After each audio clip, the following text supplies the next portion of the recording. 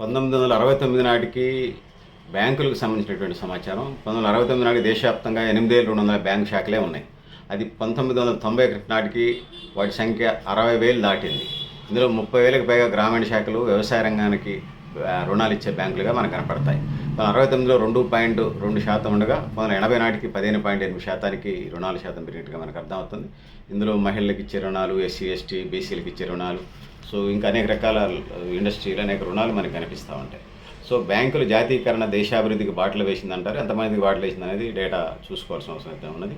1970 supreme court ordinance కొంతవరకు చట్టవిరుద్ధంగా ప్రకటించడం, ప్రభుత్వం చట్ట సవరణ చేసి తిరిగి జాతీయకరణ అమలు చేసింది.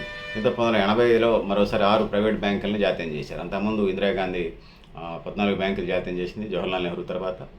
సో ఆ విధంగా ప్రధాన ఉద్దేశం ఏంటంటే ఈ బ్యాంకులన్నీ కూడా హాస్పిటల్స్ లాగానే బ్యాంకులన్నీ పట్టణాల కేంద్రంగా ఉన్నాయి. ముఖ్యంగా భారతదేశం 10 లక్షలకు పైగా గ్రామ పంచాయతీలతో పరిడిల్లుతున్న దేశం మంది. సో మరి గ్రామీణ ప్రాంతాలకు వెళ్లకుండా అక్కడ ఉన్నటువంటి ప్రజలకు సంబంధించి ఇప్పటికీ 50 నుంచి 65% మంది వ్యవసాయ రంగ ఆధారితంగా జీవిస్తారు, ఇంకా పరోక్షంగా అదనంగా జీవిస్తారు. ఈ నేపథ్యంలో సో బ్యాంకులు గ్రామాలకు వెళ్ళాలని చెప్పేసి ఆ రోజు ఉన్నటువంటి ప్రధానమంత్రి శ్రీమతి ఇందిరాగాంధీ అమ్మ అంటారు. సో గ్రామీణ ప్రాంతాల్లో ఆ అమ్మ ఇచ్చినటువంటి స్ఫూర్తితోని బ్యాంకుల జాతీయకరణ జరిగింది. 1991లో ఆర్థిక సంస్కరణ మూలాన సో మళ్ళీ ప్రైవేట్ బ్యాంకులు తిరిగి లభించినటువంటి జాతీయకరణ ద్వారా ఏర్పడిన బ్యాంకింగ్ మౌలిక సదుపాయాలు, సామాజిక దృక్కోణం భారత ఆర్థిక వ్యవస్థను స్థిరంగా నిలిపినాయి. సో ఆర్థిక చర్చల్లో బ్యాంకు విలీనాలు, సంస్థ పునర్నిర్మాణం, డిజిటల్ బ్యాంకింగ్ అంశాలు మనకి బయటకు వచ్చినాయి. సో ఇప్పుడు బ్యాంకులు ఉన్నా లేకపోయినా ఫోన్పే, గూగుల్ పే, లేకపోతే పేటిఎం, ఇట్లా రకరకాలు వచ్చినటువంటి పరిస్థితి మనం చూస్తున్నాం. సో డిజిటల్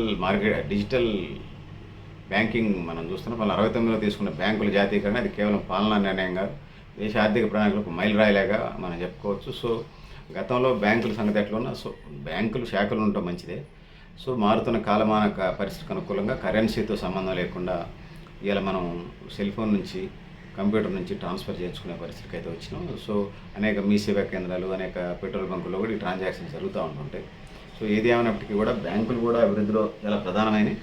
సో ట్రాన్సాక్షన్కి సంబంధించి మనం 1000 ఇవ్వాలా, 2000 మనకు వాడి ఇవ్వాలా, ఈ కార్యక్రమాలు 1000 నుంచి లక్షల కోట్ల దాకా ఈ ట్రాన్స్ఫర్స్ మనం చేసుకునే పరిస్థితి మనకు కనపడతా ఉంది.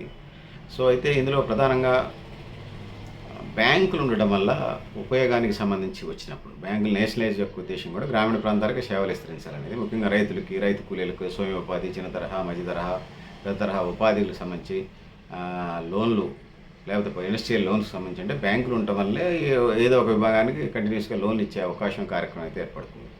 ఆ వైపుగా ఆలోచన చేయాల్సినటువంటి పాలకవర్గాలు సో బ్యాంకులన్నీ మెర్జ్ చేసుకుంటూ వస్తామని మరి ఇక ఎటు తీసుకుపోదామంటే బ్రాంచ్లు అయితే ఉంటున్నాయి, కానీ చాలా బ్యాంకుల్ని మెర్జ్ చేసినటువంటి పరిస్థితి అయితే మనం చూస్తాము. ఆ విధంగా దేశంలో ఉన్న బ్యాంకులు కుదించుకుంటూ వస్తూ ఉన్నారు. మరి దేశాన్ని పాలకవర్గాలు ఎటు తీసుకుపోదాం అనుకుంటున్నాయి చూడాలి. సో బ్యాంకులు ఉండడం వల్ల లోన్లు ఇస్తారు, అటు రైతులకు కానీ ఇటు వ్యవసాయ కూలీలకు కానీ లోన్లు ఇచ్చే పరిస్థితి అవకాశం ఉంది. చిన్న తరహా పరిశ్రమలు, లేకపోతే కుటీర పరిశ్రమలు, స్వయోపాధి లోన్లు ఇవ్వటం వల్ల ప్రజలు వాళ్ళ జీవితాల మీద వాళ్ళకి ఆశ కలుగుతుంది. ఆ విధంగా ముందుకు పోవాల్సిన అవసరం అయితే ఉండదని తెలియజేసుకుంటూ, సో పెద్దలారా, మిత్రులారా, మీరు కూడా మీ అభిప్రాయాలు కామెంట్ బాక్స్లోనే తెలియజేస్తూ, నేను గరిడేపల్లి సత్యనారాయణ, మీ Lakshmi. Thank you very much.